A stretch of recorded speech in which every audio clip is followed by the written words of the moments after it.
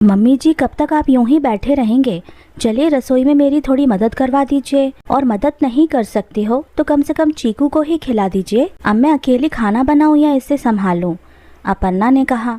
लेकिन सास कमला जी ने एक जवाब तक नहीं दिया। मम्मी जी मैं आपसे ही कह रही हूँ, कम से कम जवाब तो दे दीजिए। आज खाना बनाना भी है या सबको भूखे ही रहना है? लेकिन कमला जी ने कुछ नहीं कहा तो अपर्णा तमतमाती हुई चीकू को पकड़कर अपने साथ कमरे में ले गई। कमरे में जाकर अपने पति तुषार के पास चीकू को जबरदस्ती बिठाते हुए बोली, संभालिए इसे, परेशान किए जा रही है। या तो आप इसे घुमाने के लिए पार्क में ले जाओ या फिर इसे पकड़कर बैठो ताकि मैं खाना बना सकूं। यहाँ किसी का उपवास नहीं है।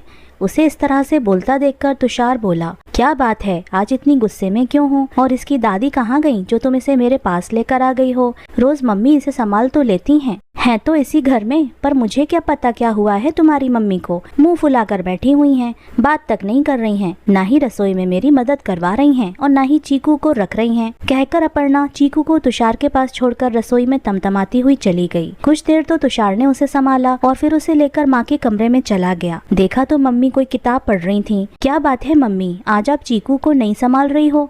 तबीयत तो ठीक है? तुषार ने पूछा तो कमला जी ने एक नजर भर उसकी तरफ देखा और दोबारा अपनी किताब में लग गईं। तुषार को उनका व्यवहार बड़ा अजीब लगा। उसने दोबारा पूछा, मम्मी आप जवाब नहीं दे रही, कहीं नाराज तो नहीं हो? पर कमला जी ने कोई जवाब नहीं दिया। तुषार भी अपना सा मुंह लेकर बाहर आ गया और सीधा रसोई में अपर्णा के पास जाकर बोला, कोई बात हुई थी क्या आज? कहीं मम्मी को तुमने कोई ऐसी वैसी बात तो नहीं कह दी जिससे वो नाराज हो गई हो और बात नहीं कर रही हो? मुझे सुबह से कोई वक्त मिला है क्या ऐसी वैसी बात करने का? सुबह से मैं अकेली काम में लगी हूँ।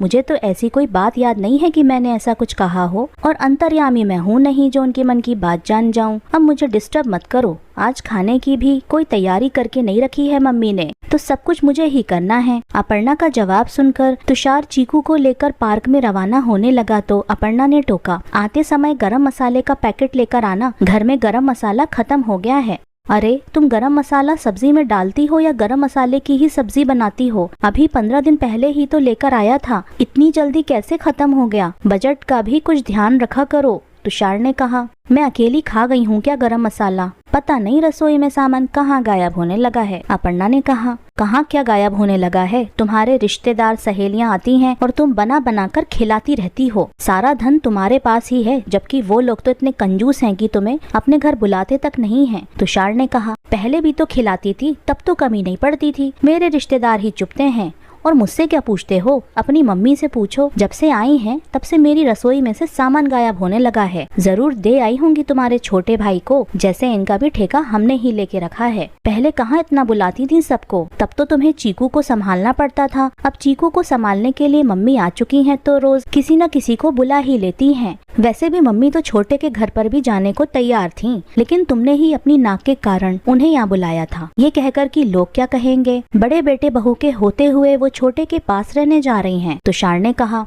अरे मुझे तो लगा था कि चीकू को संभालने के लिए कोई हो जाए। कहते कहते अपर्णा चुप हो गई, जैसे उसकी पोल खुल गई हो। अपर्णा की बात सुनकर तुषार चुपचाप वहाँ से चीकू को लेकर रवाना हो गया। इधर कमला जी को किचन में से बर्तनों के पटकने की आवाज साफ साफ सुनाई दे रही थी। जानती थी कि अपर्णा ये सब जानबूझकर कर रही है ताकि कमला जी उठकर उसकी मदद कर दें, पर आज वो मन पक्का करके बैठी हुई थी कि कुछ भी हो जाए वो अपर्णा की मदद बिल्कुल नहीं करेंगी और ना ही उसकी रसोई में जाएंगी। आखिर अपर्णा की आदत थी सबको ये कहने की कि मम्मी जी उसकी कोई मदद नहीं करती, बल्कि वो तो चोरी चुपके से उसके घर का सामान उसके देवर देवरानी के घर दे आती हैं। जब से मम्मी जी यहाँ रहने आई हैं तब से उसके घर में बरकत ही नहीं रही है। रसोई घर का सामान धीरे धीरे गायब होने लगा है। सेवा हम करते हैं और वो घर देवर देवरानी का भरती हैं। आखिर कमला जी के छोटे बेटे बहू भी तो यहाँ से 3 घर की दूरी पर ही थे, पर बेचारे वो लोग अपनी भाभी की आदत के कारण बेवजह बदनाम हो रहे थे, क्योंकि आते जाते हर किसी के सामने वो ये बातें बोलने लगी थी। पर घर पर अधिकतर आते तो आखिर अपर्णा के परिवार वाले और उसकी सहेलियां ही थीं, और उन्हीं के लिए वो कुछ न कुछ जरूर बनाती थी। कई बार तो ये होता था कि रसोई में उसकी छोटी बहन भाभी या फिर उसकी सहेलियां उसके साथ काम कर रही होती थीं। अब रसोई सिर्फ एक के हाथ में हो तो कम से कम इस बात का तो ख्याल रहता है कि कैसे क्या खर्च हो रहा है। इतने लोगों के हाथ में रसोई होकर के गुजरती थी तो आखिर बनाने में सामान तो उठता ही है। आखिर हर किसी का अपना तरीका होता है। लोग अपने घर को घर समझते हैं,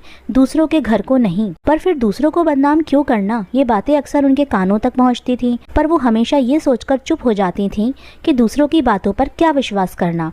अपर्णा ने उनके सामने तो नहीं कहा, लेकिन कल रात जब वो अपनी मम्मी से फोन पर बात कर रही थी तब भी यही बात दोहरा रही थी जो उस समय कमला जी को सुनाई दी गई। बस तब से कमला जी ठानकर बैठ गई कि अब चाहे कुछ भी हो जाए वो अपर्णा की रसोई में जाएंगी भी नहीं। बस इसी कारण वो सुबह से किसी से बात नहीं कर रही थी, अपने कमरे में ही थी। आज उन्होंने किसी काम को हाथ नहीं लगाया था, यहाँ तक कि चीकू को खिलाया भी नहीं था। आखिर जैसे तैसे अपर्णा ने अकेले ही खाना तैयार किया। तब तक तुषार भी घर वापस आ गया और आते ही अपर्णा से बोला, अपर्णा फटाफट खाना ले आओ, बहुत जोर से भूख लग रही है और अब चीकू को भी तुम ही संभालो, अब थक गया हूँ मैं। कहता हुआ वो हाथ मुंह धोकर डाइनिंग टेबल पर बैठ गया। तुषार की बात सुनकर अपर्णा बोली, जरा अपनी मम्मी को भी बुला लो खाना खाने के लिए, मदद तो नहीं की, कम से कम खाना तो खा लें टाइम से, ताकि मैं भी रसोई के काम से फ्री हो सकूं। सुनकर तुषार उठकर जाने लगा तो कमला जी बाहर निकल कर आई। बेटा मैं अनुज के घर जा रही हूँ, वहीं अपना खाना खा लूंगी। वैसे मैं सुबह ही चली जाती, लेकिन वो दोनों घर पर नहीं थे। अभी फोन करके पूछा है तो वो लोग आ चुके हैं। छोटी ने मेरे लिए खाना बना दिया है और कुछ दिन वहीं रुककर गाँव रवाना हो जाऊंगी।